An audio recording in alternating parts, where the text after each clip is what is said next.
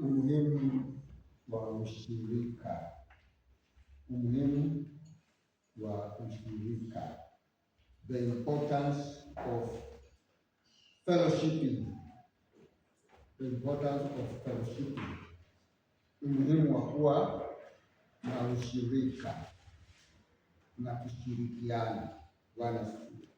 Ushirika inamaanisha kushirikiana. Nikiongea kuhusu ushirika, siongei kuhusu ile mikutano ya ushirika tunakuanga nayo on Friday kwa nyumba ya mtu. Hivyo naweza kuwa naongea juu ya ushirika na mawazo yako iende kwa ile mkutano tunakuanga nayo ya kanisa ya ushirika. Sisemi hilo, hiyo ni mkutano ya baadhi ya mambo ya ushirika. Bwana, tunaweza sema kwamba activities zote ndani ya kanisa tunapozifanya tunakuwa katika kitu inaitwa ushirika.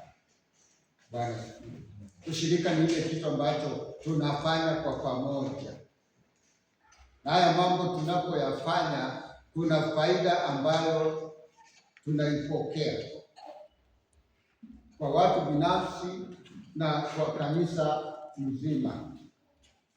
Bwana, fellowshipping is very important to an individual person and as a church.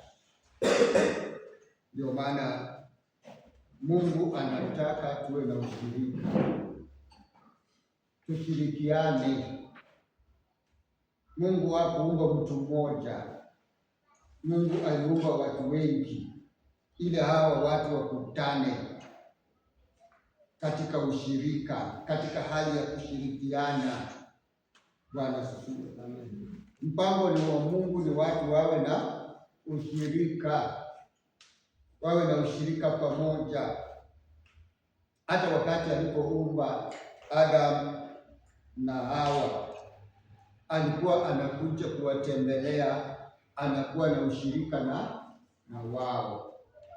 Bwana asifiwe. Adam na Hawa walihitaji ushirika wa Mungu. Ndiposa Mungu anataka na sisi pia tuwe na ushirika katikati yetu. Bwana asifiwe. Na tutaenda kuona umuhimu wa ushirika tunapoendelea mbele. Bwana asifiwe. Amen. Wacha nisome maandiko kidogo kwa kitabu cha Acts chapter 2 verse 42. Kitabu ya Matendo ya Mitume 2, Acts chapter 2 verse 42. Tutasoma hapo chini kidogo. Inasema, wakawa wakidumu katika fundisho la mitume na katika ushirika na katika kumeza mkate na katika kusali. Angalia verse 43 inasema, kila mtu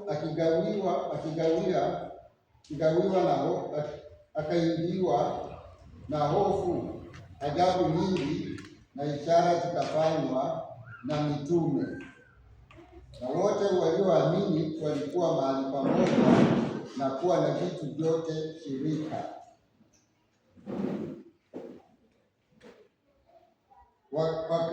Wakiuza mali zao na vitu vyao walivyokuwa navyo na kuwagawia watu wote kama kila mtu alivyokuwa na haja.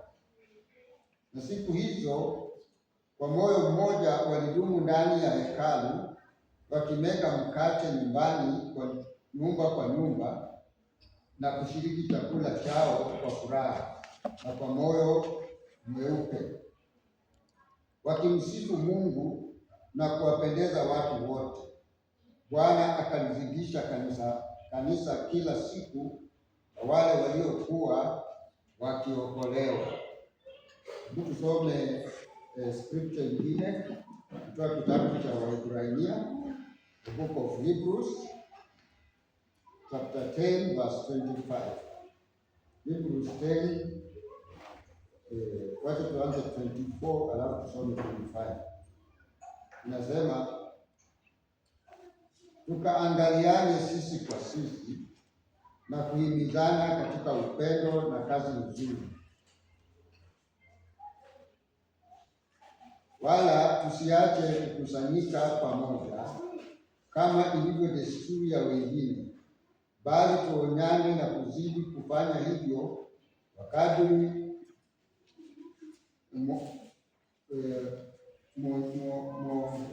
navyo siku ile kuwa inakaribia. Kadiri muonaye hivyo siku ile kuwa inakaribia. Bwana asifiwe. Hiyo maandiko ambayo tumesoma inatuelezea kuhusu kanisa lile la kwanza. Hilo kanisa lilianza namna gani? Lilianza na watu kuwa katika ushirika. Kanisa la kwanza ilikuwa kanisa la ushirika. Bwana. Na walipodumu pamoja, Biblia inasema walidumu pamoja katika kusali, katika kuomba na kushirikiana hata kwa vitu. Bwana.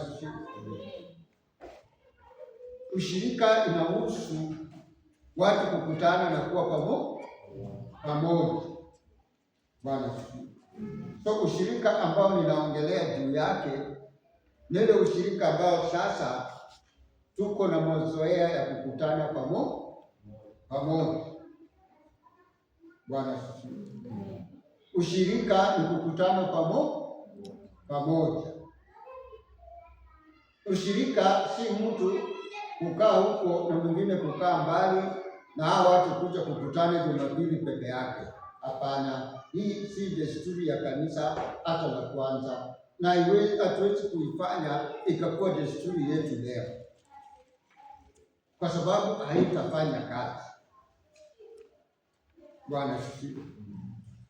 Kazi yetu ya ushirika ni sisi kukuja pamoja na kuweza kushare. We share whatever we have. Bwana asifiwe. Tunashirikiana na vyote tulivyo na.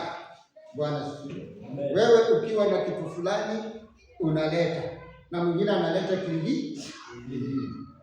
Okay, haiwezi kuwa labda sisemi ya kwamba ukuje na mahindi, mwingine akuje na maharagwe, mwingine sijui akuje na mafuta. Sijaongea hiyo. Bwana asifiwe. Na ikiwa kutakuwa na haja ya kuingia tufanye vitu kama hivyo na tukiongozwa, si mbaya kufanya. Bwana asifiwe. Amen. Wakati mwingine tutakutana tuseme tuko na wenzetu miongoni mwetu ambao labda wamelemewa mahali. Hawa watu tuwafanye nini? Tunaamua ya kwamba siku moja tuwatembelee. Tunaenda tumebeba sukari, mwingine amebeba majani, mwingine amebeba unga, mwingine amebeba kiberiti, na tunaenda tunawatembelea. Hiyo tena inakubalika. It is part of fellowshipism. Bwana asifiwe. Amen. Na hiyo iko na matunda yake ambayo inaonekana kwa kanisa. Bwana asifiwe. Hata zamani nilikuwa naona nilikuwa hapa mgeni, nilikuwa tunafanyanga hivyo. Wewe kama umekaa hapa si unajua ni kweli.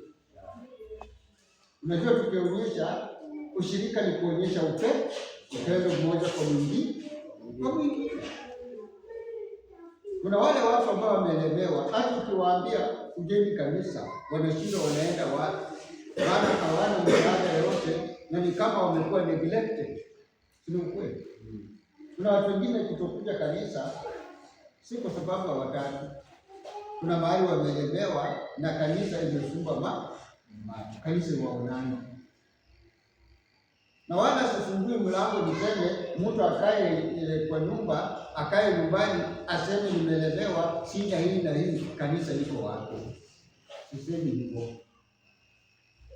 Bwana, sifungui mlango ya kusema kiwa kisababu huna hii na hii ukose kuja kanisani.